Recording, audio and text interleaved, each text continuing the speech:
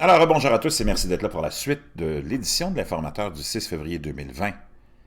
8h56 heure du Québec, heureux de vous retrouver. Ceux qui ne sont pas encore abonnés, faites-le maintenant. Ceux qui le sont déjà, merci infiniment. Avec une nouvelle spectaculaire qui nous provient des États-Unis, où on a découvert une tête de requin géant, vieille de 330 millions d'années.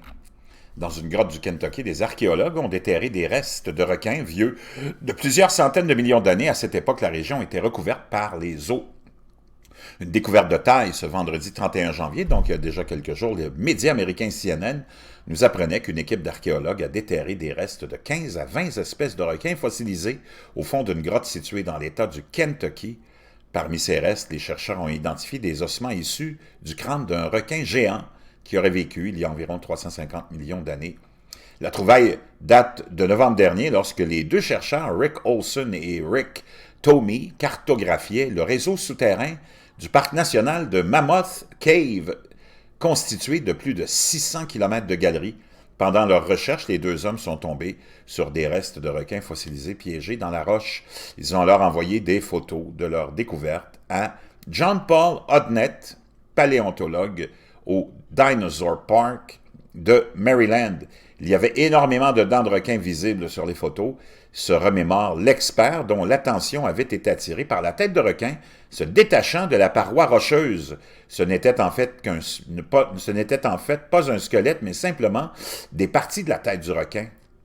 Une tête elle-même assez grosse. On peut même reconnaître la partie de la mâchoire où elle était attachée au crâne ainsi qu'une partie de son menton. Mais comment se fait-il que des chercheurs déterrent des fossiles d'animaux sous-marins dans le Kentucky, État séparé de l'océan par plusieurs centaines de kilomètres, tout simplement car à l'ère paléozoïque, une grande partie de l'Amérique du Nord était recouverte d'océans. Les restes des animaux morts ont été alors pris au piège dans des sédiments transformés en matière calcaire lors de la formation de ce réseau de grottes. L'observation des dents présentes sur le crâne a d'ores et déjà permis au paléontologue John Paul Hodnett d'arriver à une conclusion. Les restes du crâne retrouvés dans la grotte auraient appartenu à un Saevodus striatus, une espèce proche du grand requin blanc, mesurant 5 à 6 mètres de longueur. On peut voir l'image ici en question. Je laisserai le lien de ça dans la boîte de description. Il y a une petite vidéo qui accompagne tout ça. Donc vraiment, États-Unis, des archéologues découvrent une tête de requin géante, vieille de 330 millions d'années. Ça ne nous rajeunit pas, ça.